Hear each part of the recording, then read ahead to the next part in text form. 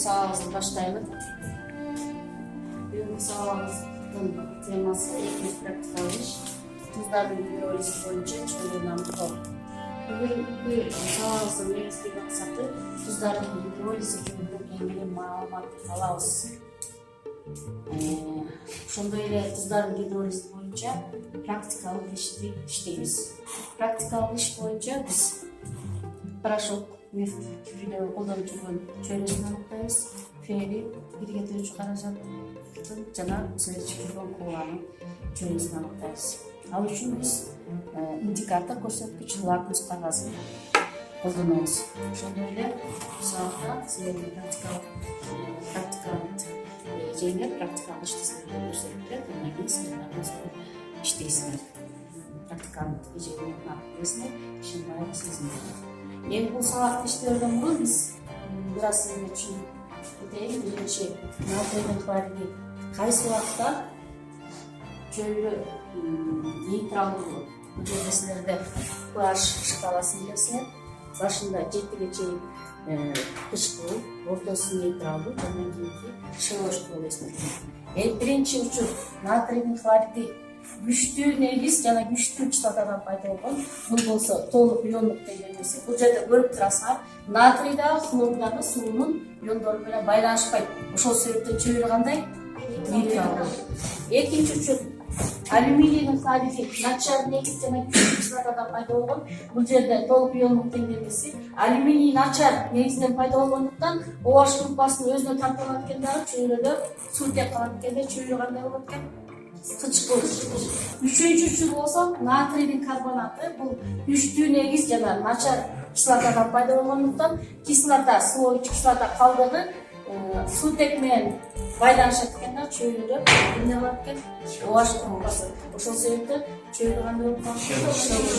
Бул pH шкаласынан силер көрсөтмө болот экен. Балдар практикалык ишти иштөөдөн мурун мен силерге суроо берип кетейин. Туздардын гидролизи жөнүндө кандай түшүнүк алыңар?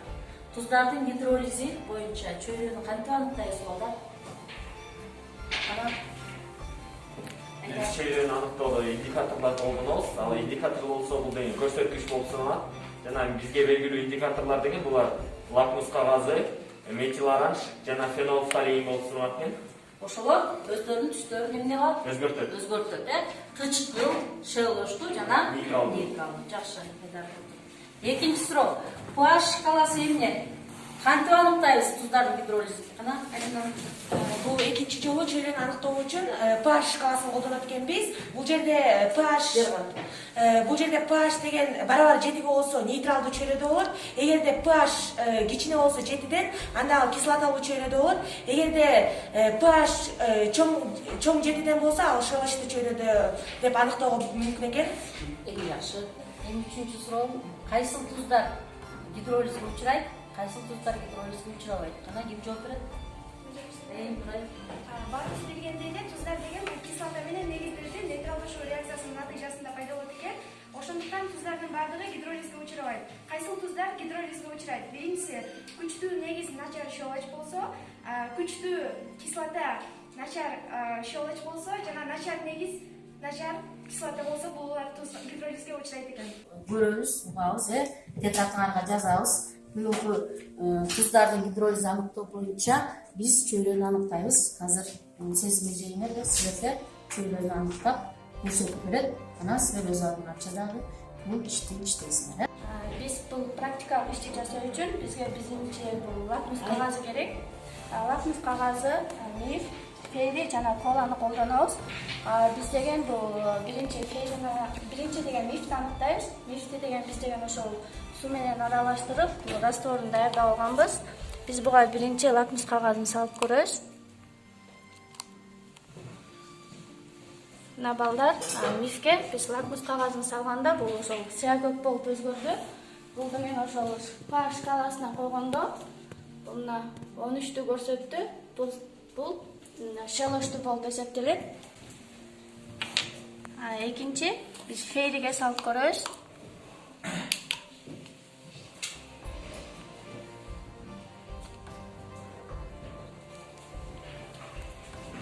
Фериге салганда Бул экини көрсөттү. Бул кычкылдоо болуп эсептелет. Үчүнчү, биз ичип жүргөн колага салабыз.